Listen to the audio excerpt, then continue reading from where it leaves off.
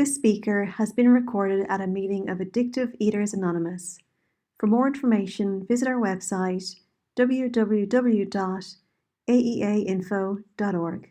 My name is Vanessa and I'm an addictive eater, and I'm very grateful to be sober and be here this evening and get to share my story and how much EA has changed my life in all the good ways, and just how grateful I am to the program and all the members in it that have helped me so much throughout the years. I've been in the program quite some time and I didn't get sober straight away. It definitely took me time, years, but I just kept coming back to meetings, and eventually that surrender came through just the pain of more eating. And I'm just so glad that I never left the program, because I wouldn't be here. I wouldn't be sober today. My behavior with food would have been mainly binging and throwing up. When I first came, I just wanted to identify as bulimic instead of saying the generic addictive eater. But over time, then I could see how the behavior just it just switches. And from coming to meetings, I stopped binging and throwing up, but I had started over exercising and restricting, and it just swapped behaviors. And so I can see now that sobriety's freedom from addictive eating and all those associated behaviors and all mind-altering substances. So I had to put alcohol down, but I was in another fellowship for that too, and other substances and drugs. The disease of addiction swaps, and to put down it all. Yeah, and I can see now how it really does swap, and I'm just so grateful. The message is really clear in it, so I don't have to worry about picking up some other substance, as it's clear here about putting down everything. I don't really remember a huge amount of stories from my eating, but I remember that feeling of just being so alone and just that hopelessness.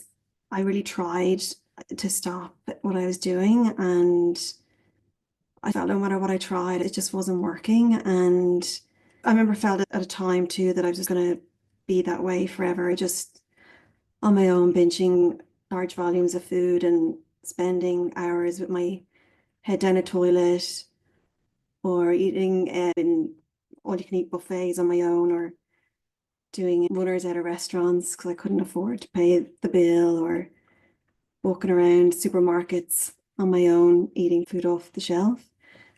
I spent so much time on my own with food, and just that despair and feeling so alone.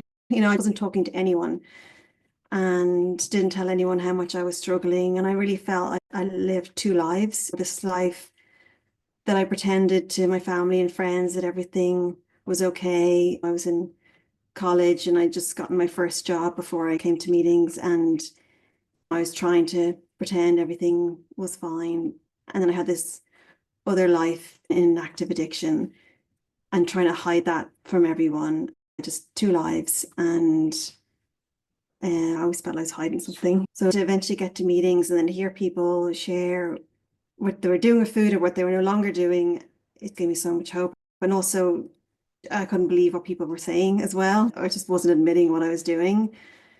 And hearing people say what they were doing or had been doing made it easier for me to admit to myself. I could no longer deny that it wasn't that bad. I definitely knew I was in the right place. I just wanted to be free of the hell of addictive eating and always craving, always wanting, and just really discontent, so unhappy, and hated myself and people in my life, and just very, very dark place. I feel coming into the meetings and coming to the program, it's coming into the light almost, seeing people living their lives and free from the food. I just really wanted it, and just got a sponsor and eventually got on a food plan, not straight away, and did the steps. The program really is the 12 steps. Coming to meetings just isn't enough. It's not going to get me sober, keep me sober. And I didn't have a higher power when I came here, and very much against the idea of God, but it was the last thing that I hadn't tried. And people at meetings were sharing about their higher power, and I just knew that's what I was missing. And I started to see that was what the program was about, finding that higher power that could come between me and that first one. On my own, I just can't stop. And I can remember the night that I really genuinely asked for help from a higher power. And it was the first time really from my heart of hearts that I was like, please help me. Something's out there, please help me. And I think that's when things really changed for me. Just that tiny bit of willingness and admitting utter defeat. It's something beyond me, and even a sponsor couldn't stop me from binging, or all the wise words of members and their experience couldn't stop me either. I'm just grateful it got there. I can see people come in and out the program, and I think maybe it hadn't gotten bad enough yet, and maybe they want to try something else. But I knew that there was nothing else for me to try, and this program works. There's too many people here and sober for me to question that it doesn't work. The evidence is clear. I'm just grateful to the program. I just don't feel I have as much fear in my life today, and I still am afraid of what people think of me at times, or certain relationships in my life. I wish they were another way, but I'm just not driven by fear as much as I was before. I feel I have a way to cope with life today from this program, and with a higher power in my life that's there 24/7 when I ask for help. Sometimes I can leave it a bit too long to pray. I'm grateful to the members that are available. I don't feel alone anymore.